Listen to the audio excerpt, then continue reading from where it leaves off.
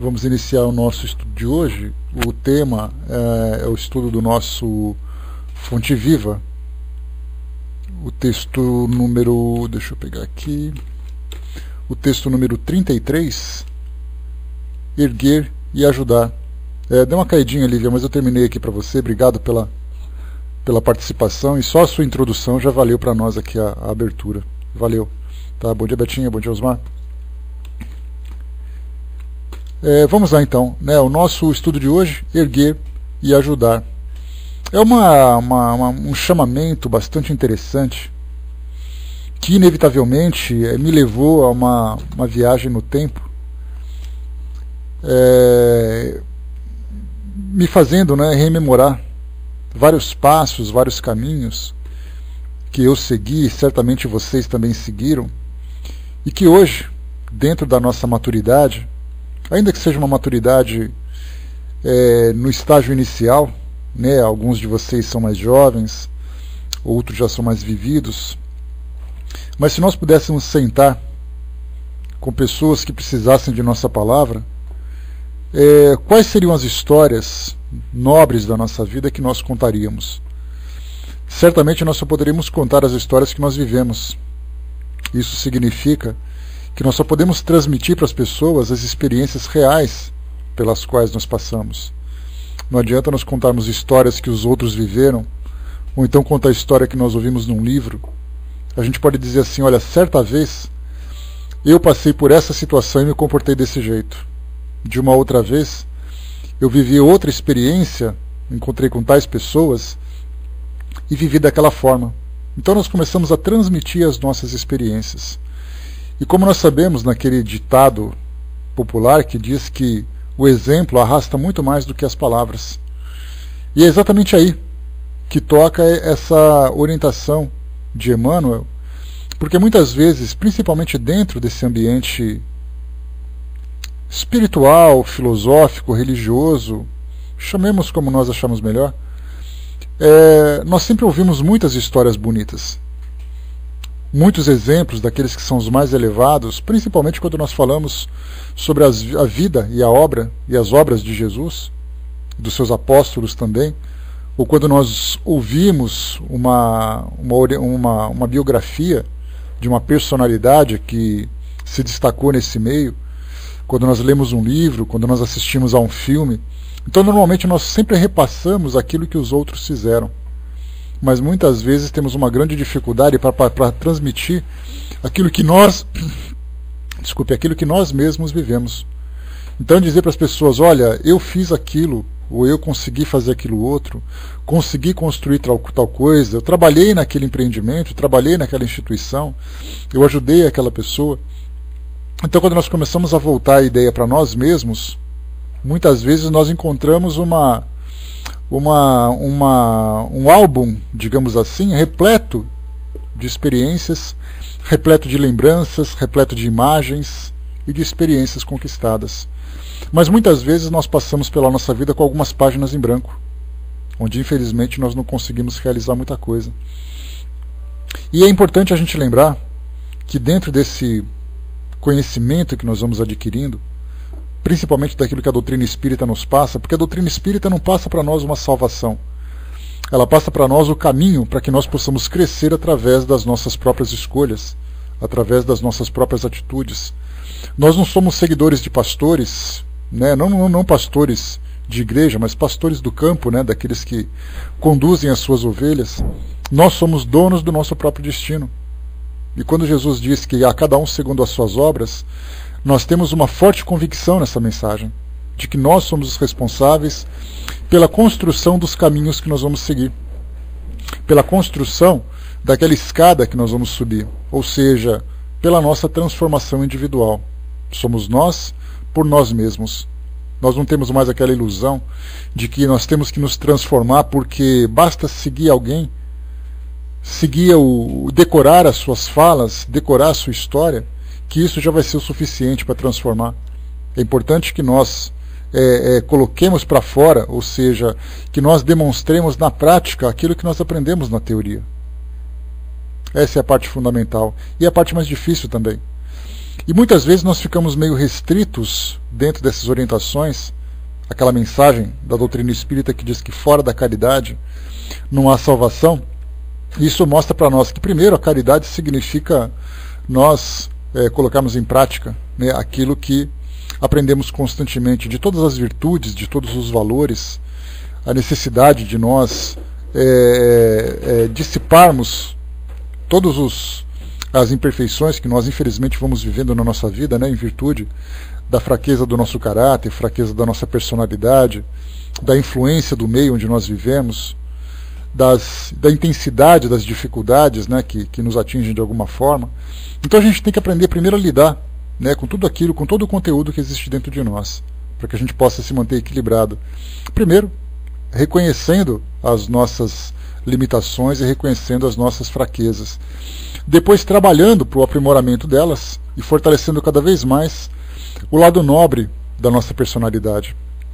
Só que a partir do momento que nós começamos a trabalhar essa nobreza, ela inevitavelmente começa a se externar. Ela começa então a afetar o ambiente onde nós nos encontramos. Se por acaso as nossas imperfeições são mais intensas, obviamente elas também vão afetar o ambiente onde nós vivemos.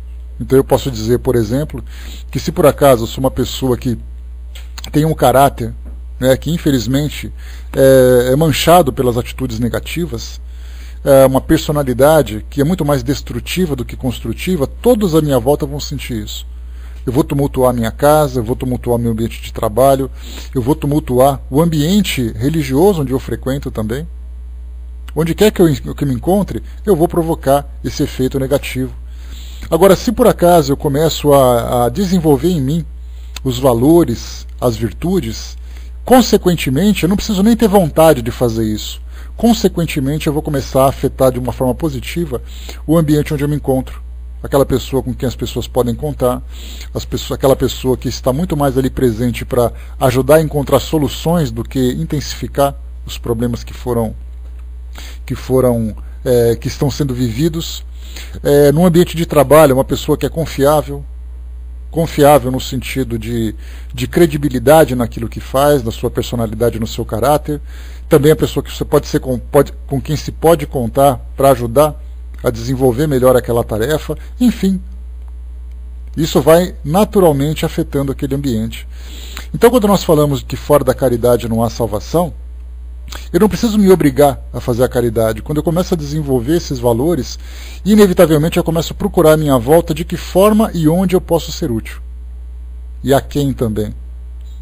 E aí então nós começamos a reconhecer o nosso potencial. E nós temos vontade de pôr isso em prática, que é o mais importante.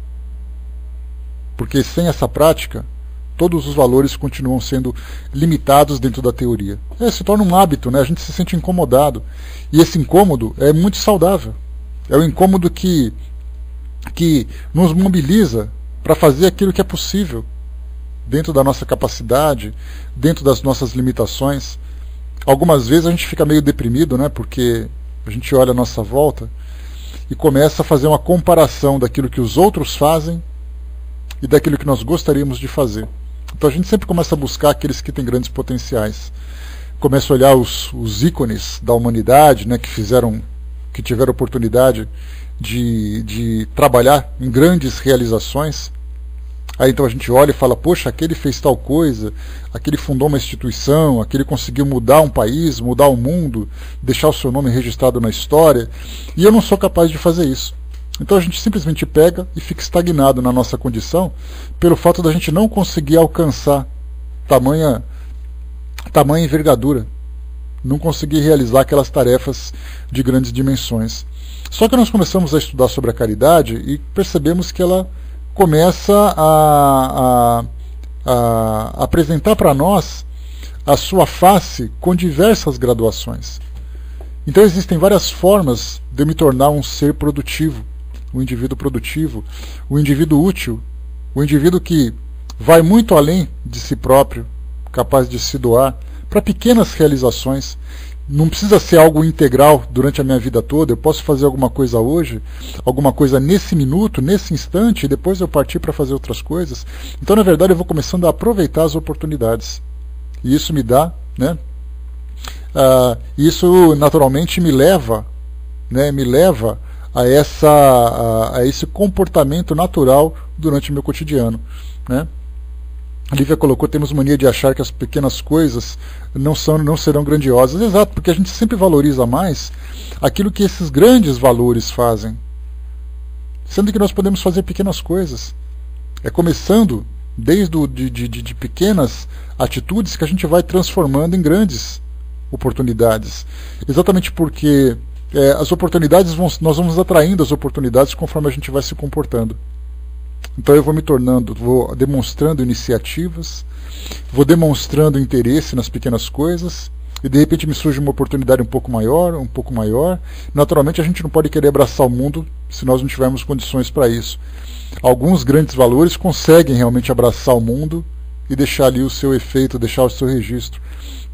Mas para a grande maioria de nós, infelizmente, para a esmagadora maioria de nós, nós somos capazes ainda, né, de pequenas atitudes, aquela atitude de formiguinha. Então a gente acha que não é tão importante. Não, porque eu trabalho numa instituição há 50 anos e eu fiz e acontecia. Aí eu falo: poxa vida, né, eu só consegui aquele dia atravessar a velhinha na rua. Então não é grande coisa para mim. Não é nada comparado com aquilo que o outro fez. Eu não tenho que comparar. Não adianta eu querer imaginar só porque eu tirei o gatinho de cima de uma árvore, porque eu ajudei alguém a fazer alguma coisa, porque aquela criança se machucou e eu fui socorrendo. Na verdade, nós temos várias formas de demonstrar as nossas iniciativas e demonstrar os nossos valores. Nós precisamos, na verdade, porque a questão principal não é o final daquilo que a gente faz, mas é a iniciativa de nós começarmos a fazer alguma coisa. Então cada um realiza aquilo que pode. Cada um, se você tem capacidade de grandes realizações, então faça isso. Se você não tem capacidade para tanto, faça menos. Mas o importante é que todos estão fazendo. E é nisso que nós temos que nos espelhar. Aqui Emmanuel, nesse texto para nós, ele nos chama a atenção aqui, né? Primeiro ele seleciona aqui um trecho de um versículo do livro de Atos dos Apóstolos, capítulo 9, versículo 41, diz assim: e ele, dando-lhe a mão, a levantou.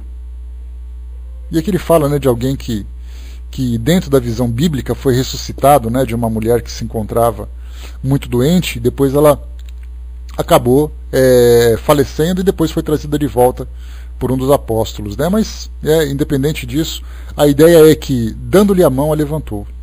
Aí diz o seguinte Emmanuel para nós: muito significativa a lição dos Atos, quando Pedro restaura a irmã Dorcas para a vida. Não se contenta o apóstolo em pronunciar palavras lindas aos seus ouvidos, renovando-lhe as forças gerais. Dá-lhe as mãos para que se levante. O ensinamento dos mais simbólicos. Observamos muitos companheiros a se reerguerem para o conhecimento, para a alegria e para a virtude, banhados pela divina claridade do Mestre, e que pode levantar milhares de criaturas para a esfera superior. Para isso, porém, não bastará a predicação pura e simples. O sermão é realmente um apelo sublime, do qual não prescindiu o próprio Cristo, mas não podemos esquecer que o celeste amigo se doutrinou no monte. Igualmente, no monte multiplicou os pães para o povo esfaimado, restabelecendo-lhe o ânimo. Nós, os que nos achávamos mortos na ignorância, e que hoje, por acréscimo da misericórdia divina, já podemos desfrutar algumas bênçãos de luz, precisamos estender o serviço de socorro aos demais. Não nos desincumbiremos, porém, da tarefa salvacionista, simplesmente pronunciando alguns discursos admiráveis. É imprescindível usar as nossas mãos nas obras do bem. Em esforço dos braços significa atividade pessoal. Sem o empenho de nossas energias na construção do reino espiritual com o Cristo, na terra, inutilmente alinharemos observações excelentes em torno das preciosidades da Boa Nova ou das necessidades da redenção humana. Encontrando o nosso irmão caído na estrada, façamos o possível por despertá-lo com os recursos do verbo transformador. Mas não olvidemos, não nos esqueçamos, né, que para trazê-lo de novo à vida construtiva, será indispensável, segundo a inesquecível lição de Pedro, estender-lhe fraternalmente as nossas mãos. Então aqui, na verdade, é uma convocação que nós recebemos para refletirmos, né, sobre as atitudes que nós temos perante a vida, diante daquilo que nós acreditamos. Como nós conversamos no início, nós falávamos nos nossos álbuns de história, algumas páginas preenchidas com pequenas lembranças, com pequenas ações, muitas e muitas páginas em branco, principalmente páginas que nós deixamos de preencher, simplesmente por não aproveitarmos a oportunidade que a vida nos ofereceu. Então, se nós desejamos de alguma forma transmitir a nossa experiência de vida para alguém, é importante que ela tenha conteúdo. E o conteúdo mais sensível, o conteúdo mais revolucionário, é contarmos as histórias que nós vivemos. É descrever, por exemplo, as ações que nós praticamos, não para enaltecer o nosso orgulho, mas para demonstrar que aquilo que nós vivemos se transformou realmente em algo prático. Se transformou em algo que realmente fez a diferença em determinado momento para a nossa vida, para a vida de alguém, ou para o ambiente onde nós vivemos. Essa é a parte mais importante. Então, normalmente a gente sempre tem a grande preocupação de buscar a nossa instrução. Quer dizer, nós participamos de estudos, nós temos contato com os nossos livros, nós ouvimos as nossas palestras, nós começamos a projetar a nossa vida no futuro, imaginando onde nós estaremos, com quem nós estaremos e em que condições. E aí então a gente começa a fazer uma análise daquilo que nós fizemos ou não fizemos de errado. E é muito natural, né? Porque afinal de contas, a gente lembra que são os desvios nas nossas ações que infelizmente nos causam, né, esse bloqueio para alcançarmos aquilo que nós desejamos. São exatamente essas ações que se transformam em âncoras, mais ou menos igual aquelas bolas de ferro amarradas nos tornozelos dos presidiários, e nós vamos arrastando então as nossas histórias negativas pela vida, e aí então a gente almeja alcançar realmente, né, aquela condição nobre que os espíritos elevados mostram para todos nós, que nós gostaríamos de ser como eles, ou sermos capazes de fazer o que eles fizeram, mas então a gente pensa assim, poxa, mas eu não consigo porque eu ainda tenho muitos débitos a resgatar, eu ainda tenho muita coisa para consertar. E essa ideia que nós temos, né, de sempre minimizar ou desprezar o nosso potencial, relevando aquilo que a gente já fez de errado, é um hábito que infelizmente nós temos. E a gente sempre vai enaltecendo muito mais os nossos erros que nos impedem de alcançar aquela condição nobre, do que pensar naquilo que nós fizemos de positivo, que nos ascendem também a essa condição nobre. Então a gente começa a pesar nessa nossa balança da consciência, dói muito mais aquilo que nós fizemos de errado do que nos tranquiliza aquilo que nós fizemos de correto, aquilo que nós fizemos de positivo. Por isso, então, é importante que nós comecemos a ver a nossa vida através dessa lente mais otimista, dessa lente mais positiva, vendo todo o nosso potencial de grandes realizações, mas o mais importante ainda é que essa nossa vontade, ou que essa nossa capacidade se transforme de alguma forma em atitude. Naturalmente existe aquela convocação, né, que nós precisamos nos envolver nessas atividades nobres, nós precisamos, né, então é quase que uma obrigação. Quem frequenta uma instituição espírita, quem participa de um trabalho, é quase que uma obrigação, você precisa trabalhar em alguma coisa de caridade. É um início, né, naturalmente, porque nós somos estimulados a fazer esse trabalho, e durante o trabalho nós acabamos pegando gosto pela coisa. Então eu tenho que trabalhar porque eu preciso me ocupar com alguma coisa, né? Aliás, a laborterapia é a melhor forma, né, que nós temos para poder equilibrar as nossas emoções, equilibrar o nosso psiquismo. Então é através do trabalho que a gente deixa de pensar bobagem, que a nossa cabeça fica ocupada, que a gente sempre consegue, de alguma forma, restabelecer a nossa saúde mental e emocional. Então nós acabamos entrando nesse caminho muitas vezes por necessidade. Mas quando a gente observa as oportunidades, a gente sempre começa então a pesar. Será que eu posso? Será que eu não posso? Será que eu tenho tempo? Será que eu não tenho tempo? Será que eu tenho condições ou eu não tenho condições? A gente começa então a fazer cálculos. Essa nossa visão calculista da vida, né, para pensar exatamente no que vai provocar o lucro ou provocar um prejuízo, é o que nos limita, muitas vezes, porque nós ainda não entendemos o sentido do que é fazer a caridade, do que é ser útil, do que é ser produtivo. São pequenas iniciativas que transformam isso na nossa vida. Então é importantíssimo que nós comecemos a fazer uma reavaliação do tipo de vida que nós temos, dos tipos de caminhos que nós escolhemos trilhar, para podermos aproveitar realmente essa oportunidade, porque se nós somos multiplicadores desses ensinamentos que nós recebemos o tempo todo, já que nós somos trabalhadores da última hora, e nós nos orgulhamos tanto desse título, vemos ali que o Espiritismo é a terceira revelação, que nós somos espíritas, e o fato de nos colocar nessa condição nos dá, né, um certo destaque diante da sociedade tão turbulenta, tão perturbada que nós vivemos hoje, porque nós temos conhecimento do mundo espiritual, porque nós temos conhecimento de toda a realidade que existe nessas leis naturais que ainda estão ocultas para a grande maioria das pessoas aqui do nosso mundo. Não entendem o sentido da vida, não sabem de onde vieram, não sabem para onde vão, não sabem como chegar até lá. E nós temos todos esses conhecimentos. Então, na verdade, os conhecimentos eles não servem apenas para nós. Eles são apenas ferramentas de trabalho para chegarmos a esse estágio mais elevado diante de nós mesmos, não diante do mundo. A gente não tem a preocupação de se ver numa condição melhor do que uns ou do que os outros.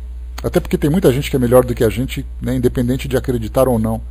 Tem pessoas que agem simplesmente pela fé. Fazem pelo desejo de fazer. Fazem porque acham que isso é produtivo. E nós temos inicialmente essa ideia primeiro, a ideia do conhecimento. Depois a gente começa então a pensar de que forma que a gente pode encaixar. E a gente lembra que o Espírito Verdade traz para nós um ensinamento muito profundo, quando ele diz assim na Espírita: amai-vos, eis o primeiro mandamento, e instruí-vos, eis o segundo. Quando ele diz amai-vos, naturalmente ele fala para nós, que somos os seguidores dessa filosofia.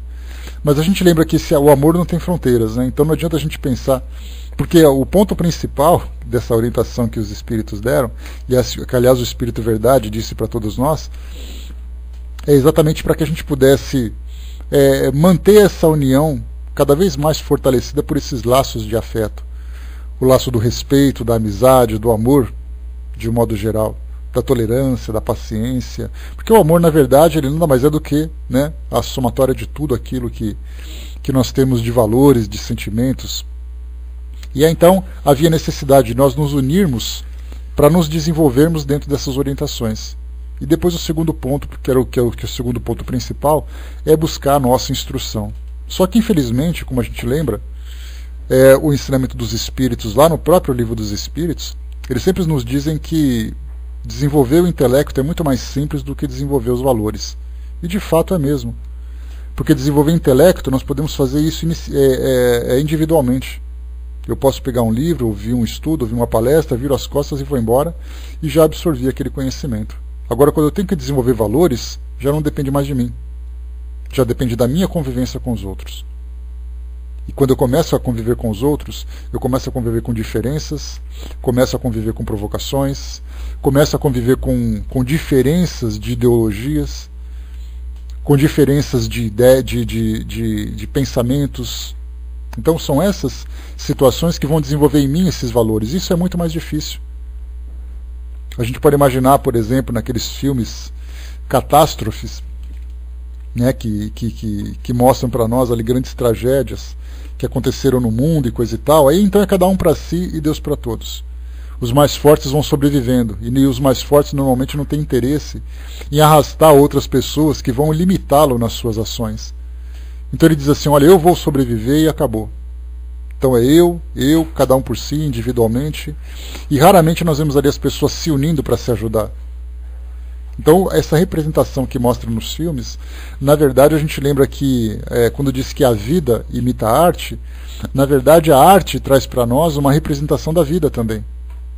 Porque nós não temos condições, nós já conversamos sobre isso, de criar um filme sem que ele tenha ingredientes da nossa própria realidade.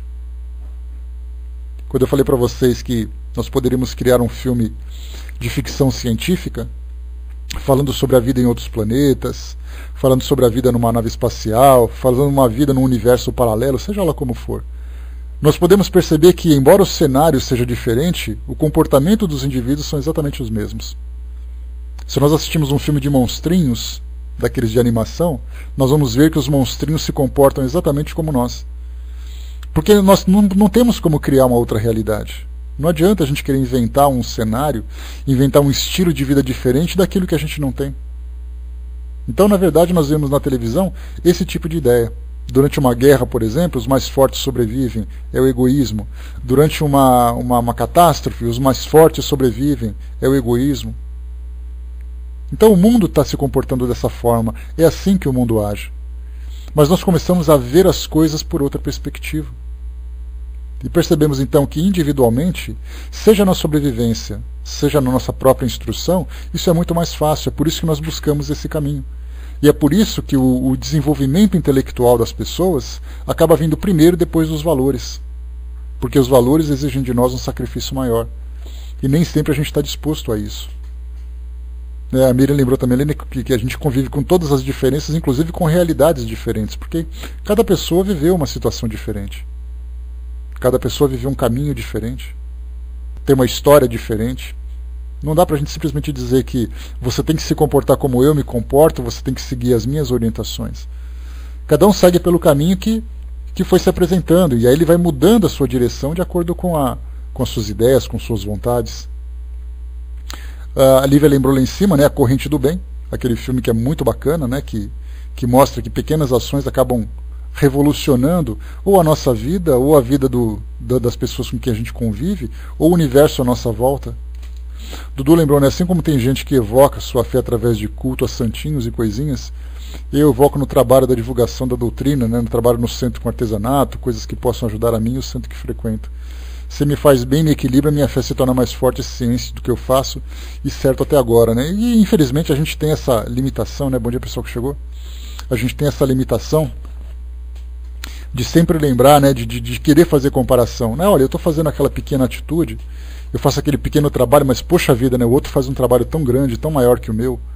Então o meu não é tão importante assim. Essa ideia que a gente tem de querer sempre se comparar com os outros e de querer fazer aquilo que os outros fazem é um erro que nós cometemos.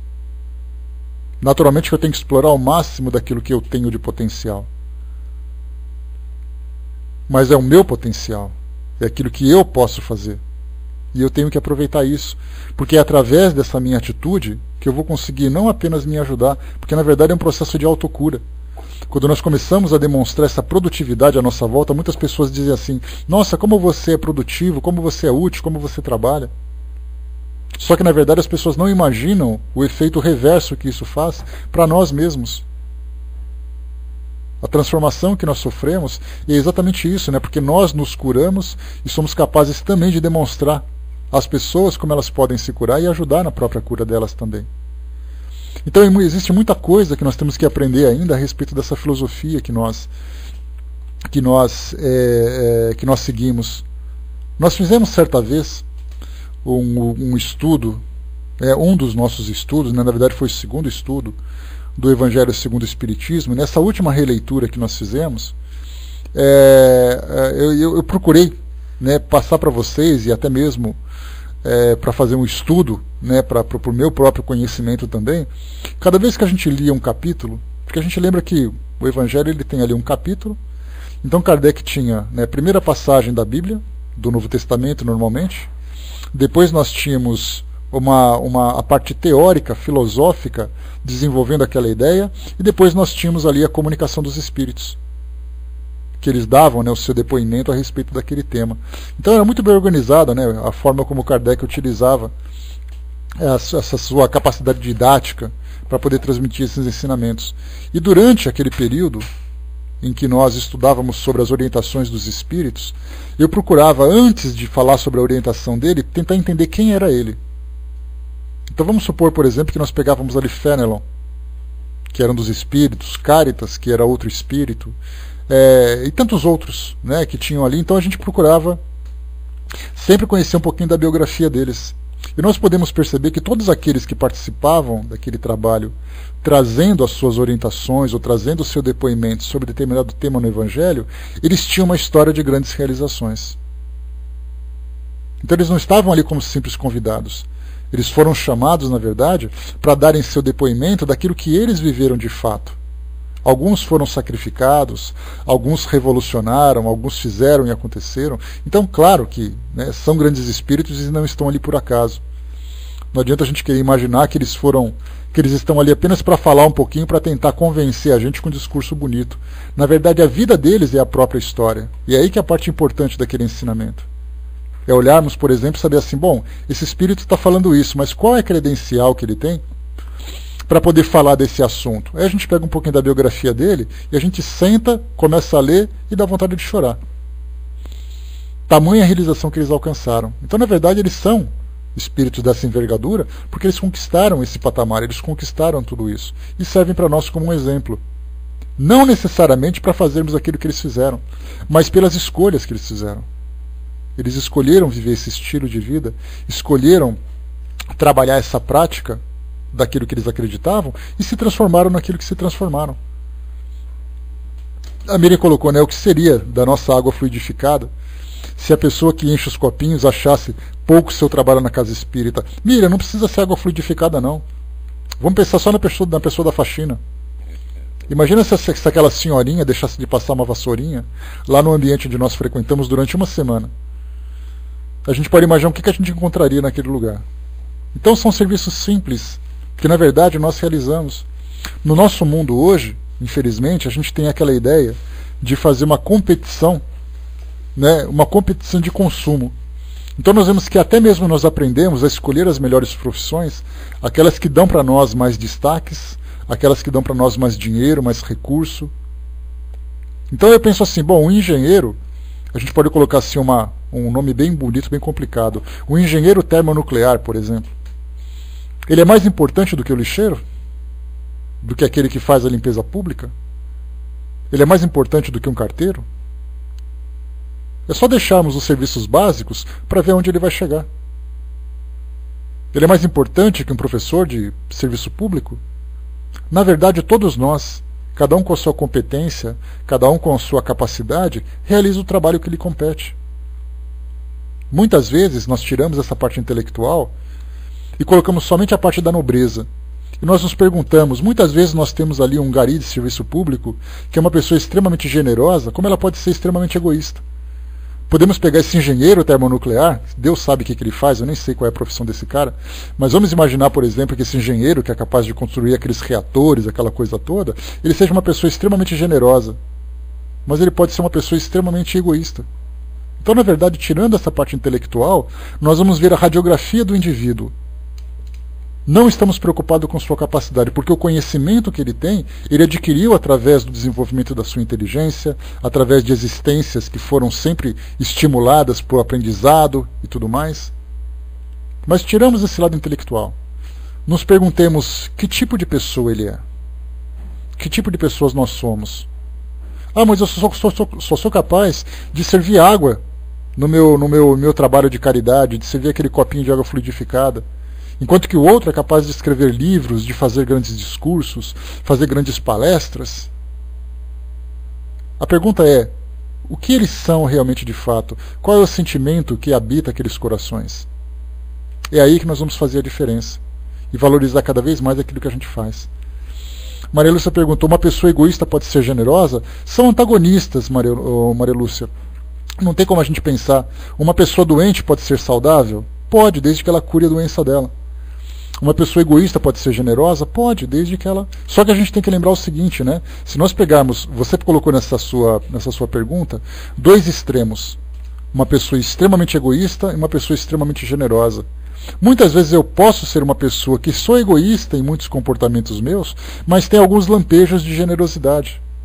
Então a gente pode colocar assim que, vamos imaginar que Jesus trouxe para nós, aliás, Neio Lúcio, não foi Jesus, Neio Lúcio, que foi um espírito, né, que trabalhou com Chico Xavier, foi inclusive o seu patrão, né, dono daquela fazenda modelo que ele trabalhava, depois de desencarnar, ele usou o pseudônimo de Neio Lúcio, naquela família que o acolheu lá no começo da sua juventude, né, quando ele trabalhava na Secretaria de Agricultura. E aí então, ou antes disso talvez, né? Então, naquela época, o Neio Lúcio disse no seu livro Jesus no Lar, ele falava sobre aquele tacho, ou seja, aquela pequena barrica, né, de colocar água. Só que tinha água suja e água limpa. A água suja, ela ficava sempre ali estagnada, com aquela cor escura, barrenta. E naturalmente, conforme a gente ia substituindo aquela água, a água ia ficando cada vez mais limpa. Então, na verdade, a gente tem que pensar dessa forma. Uma pessoa egoísta, não existe, eu acredito, né, que não exista no nosso mundo hoje uma pessoa completamente egoísta. Até porque o egoísmo em excesso, ele acaba tornando a pessoa tão bruta que ela fica incompatível com o mundo que nós vivemos hoje. E a pessoa extremamente egoísta, na verdade, ela vive muito mais por instinto do que por razão. Então, no nosso mundo hoje, talvez não tenha esse tipo de espírito. Talvez não tenha, né, esse tipo de conduta. Então, as pessoas são egoístas, mas, na verdade, elas são ali generosas também. De imaginar, por exemplo, que pegamos um traficante de drogas, daqueles que são procurados pela polícia, daqueles que são agressivos. Aí quando ele chega em casa, ele dá um beijo na mãe, abraça o filho, brinca com o seu animal de estimação. Tem ali um comportamento de generosidade com pessoas da sua família quando precisam de ajuda. E é claro que a gente dá muito mais destaque para aquilo que existe de negativo nele. Mas existe a parte nobre também, que ainda que seja pequena. Então, na verdade, a gente vê que o egoísmo ele vai se misturando como se fosse água suja. Não existe um momento em que a pessoa deixa de ser egoísta e ela se torna generosa. É uma transformação gradual que existe na vida dela, e como nós também. Nós também temos a nossa cota de generosidade, ajudando as pessoas que nós amamos, as pessoas que nós conhecemos, de vez em quando pessoas desconhecidas. Mas nós somos egoístas a partir do momento que nós selecionamos quem serão as pessoas que serão beneficiadas, né, que se beneficiarão das nossas escolhas. Então eu ajudo as pessoas da minha família em primeiro lugar. Depois eu ajudo as pessoas desconhecidas em segundo lugar. Ou melhor, as pessoas conhecidas, depois as desconhecidas. Então a gente vai graduando quem serão os beneficiados da nossa caridade. E isso é uma forma de egoísmo. Porque o egoísmo, na verdade, a gente não pode pensar no egoísmo como um palavrão, como um rótulo que a pessoa recebe. O egoísmo, na verdade, ele é um ingrediente, como eu sempre falo para vocês, e é importantíssimo a gente pensar dessa forma.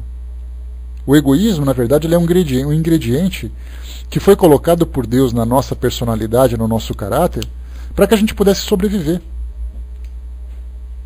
Essa sobrevivência, eu tinha que defender aquilo que era meu, o lugar onde eu dormia, o alimento que eu comia, as pessoas com quem eu convivia, as minhas ferramentas, a água que eu tomava, eu tinha que defender, do contrário eu morreria.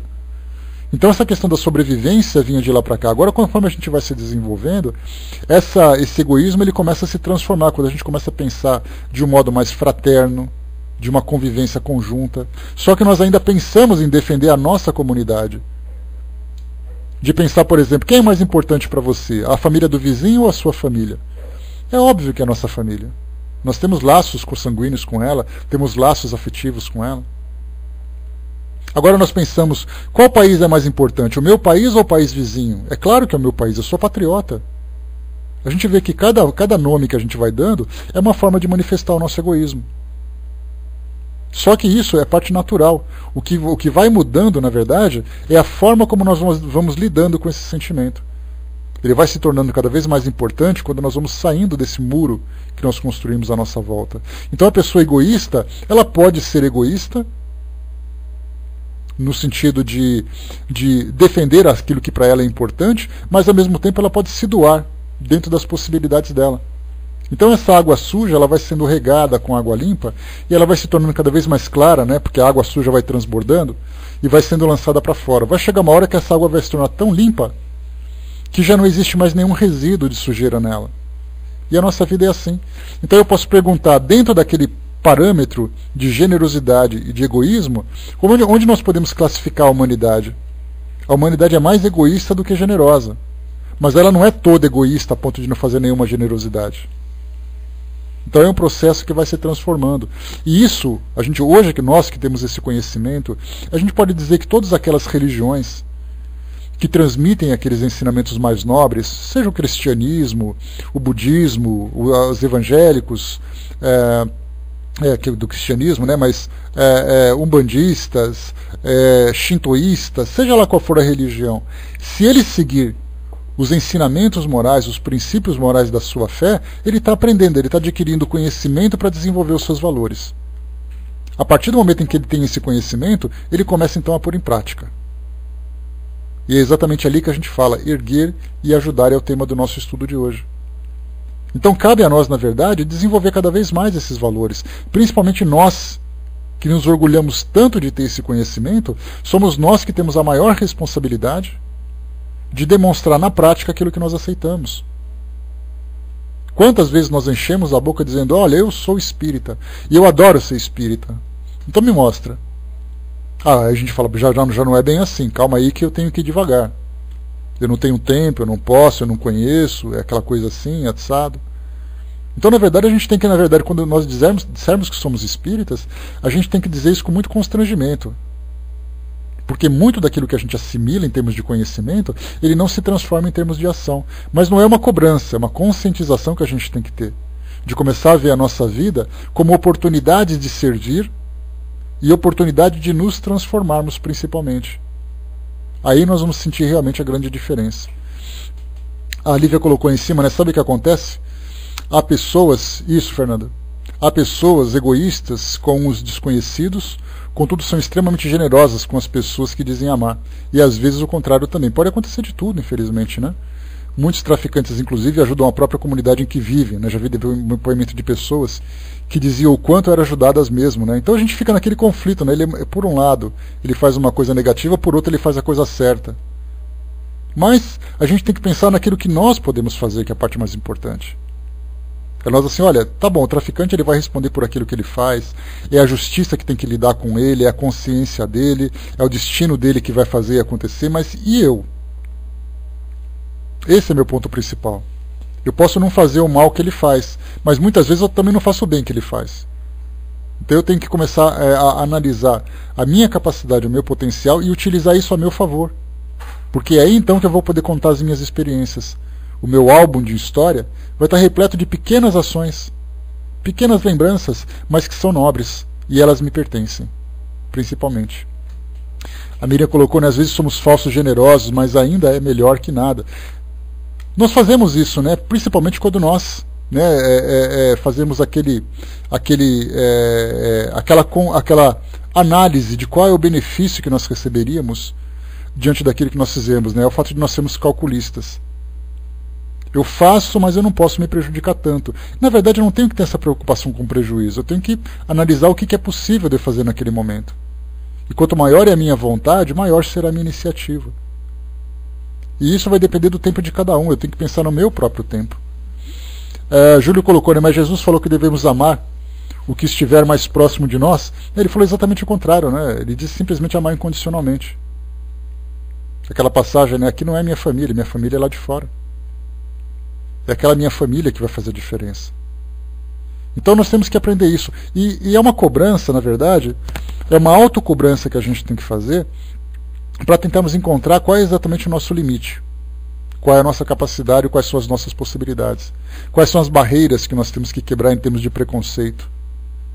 Eu não lembro com quem eu conversava, a respeito do nosso futuro espiritual. Aí eu pensava assim, bom, eu vou desencarnar, e aí eu tenho que pensar no que exatamente eu vou me ocupar no mundo espiritual. Dentro dessa ideia dos trabalhos, das atividades que os espíritos realizam, né? E aí então eu fico pensando assim, bom, com quem eu trabalharia? Trabalharia com crianças, trabalharia com idosos, trabalharia com dependentes químicos, com pessoas com deficiências, com pessoas na pobreza, trabalharia com os animais, onde exatamente? Eu comecei a fazer uma análise, né? Claro que é um pensamento muito mais fantasioso do que real, né? Mas é inevitável a gente pensar nisso, em termos do que nós faríamos, né, se nós tivéssemos essas oportunidades. E eu comecei a perceber que tem atividades que eu não gostaria de fazer. Exatamente por uma dificuldade que eu tenho em lidar com aquilo na minha realidade hoje.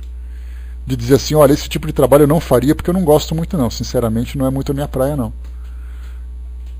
Não gosto disso, não curto muito isso, não gosto do jeito que aquelas pessoas se comportam. E isso mostra ainda a resistência que nós temos, né, de quebrar essas barreiras, de quebrar ainda esse nosso pensamento limitado. Por isso, então, temos que refletir sobre aquilo que a gente aprende. Refletir sobre as nossas capacidades, refletir sobre os sentimentos que envolvem essas nossas atitudes, mas sempre pensarmos em sermos produtivos de alguma forma. De nada adianta nós nos enchermos de conhecimento, como nós colocamos, né? A gente sempre fica pensando qual será o nível que nós alcançaremos no mundo espiritual. Na verdade, vai depender daquilo que a gente faz, da forma como nós nos comportamos aqui hoje. O que a gente pensa a respeito do mundo, o que a gente pensa a respeito das pessoas, o que a gente pensa a respeito de nós mesmos. A forma como eu aplico o conhecimento que eu tenho e o tempo que eu tenho disponível e os recursos também. E é isso que vai fazer a diferença. Porque no mundo espiritual, gente, no mundo de consciências, no mundo do pensamento, não existe desculpismo. Não adianta a gente querer se justificar. Nós somos transparentes naquilo que nós somos. Nós demonstramos, aí vão dizer assim, olha, mas tem uma manchinha na sua blusa.